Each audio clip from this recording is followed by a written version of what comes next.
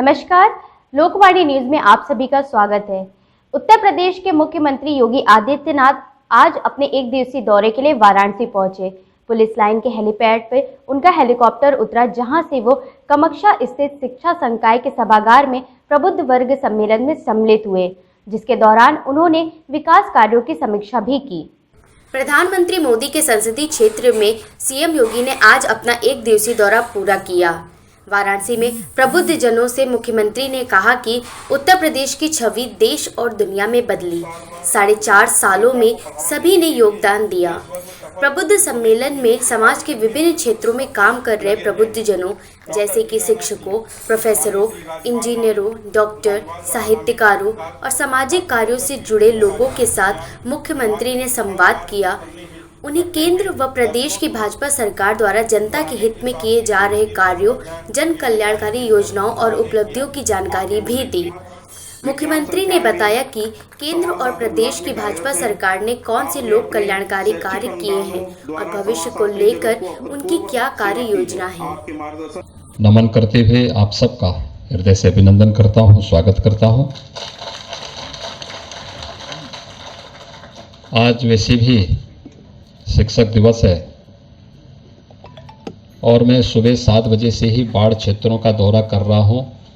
काशी में आया था, मैं यही सोच रहा था कि शिक्षक दिवस पे किसी कार्यक्रम में मैं भागीदार नहीं बन पाया, लेकिन मैं धन्यवाद दूंगा श्री सौरभ श्रीवास्तव जी और आयोजकों को कि उन्होंने यहाँ पर 11 ऐसी विभूतियों को जिन्होंने अपने अपने क्षेत्र में कुछ विशिष्ट करके दिखाया है, उनका आज यहाँ पर सम्मान किया है।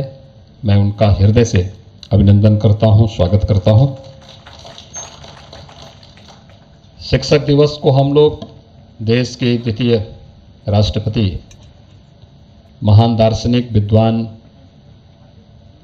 सर्वपल्ली डॉक्टर राधाकृष्णन जी की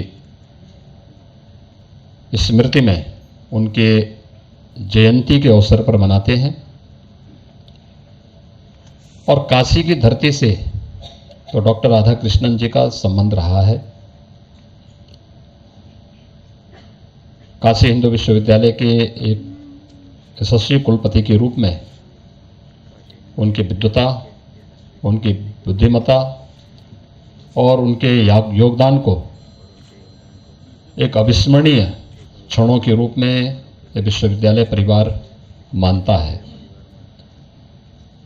ऐसे मनीषी की जयंती के अवसर पर विद्वत समाज के साथ संवाद और इस क्षेत्र से जुड़े हुए विद्वानों का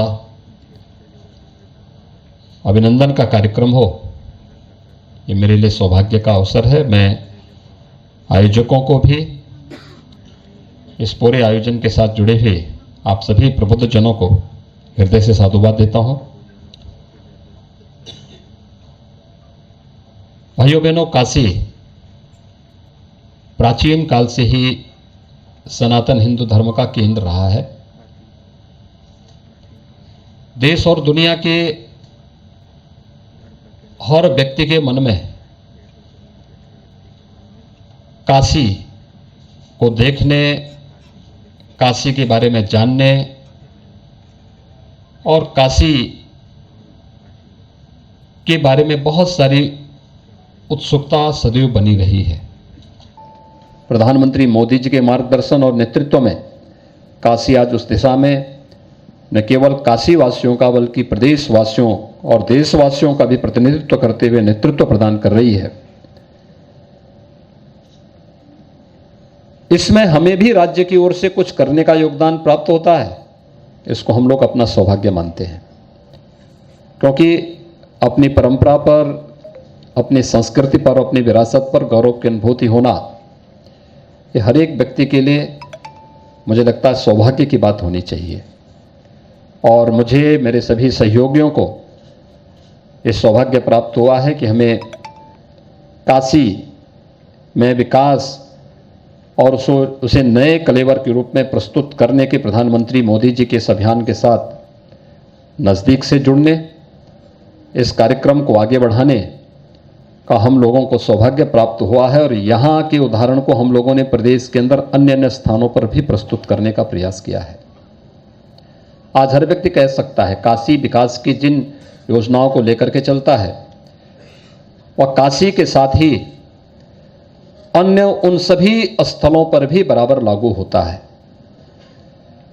स्वाभाविक रूप से सरकारें देश के अंदर 1947 से चली आ रही हैं और सरकारें आएंगी भी जाएंगी भी,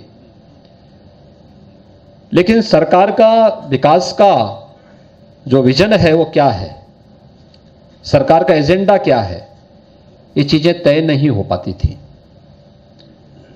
अपने एक संकीर्ण एजेंडे के साथ सरकारें आती थी, सरकारें जाती थी।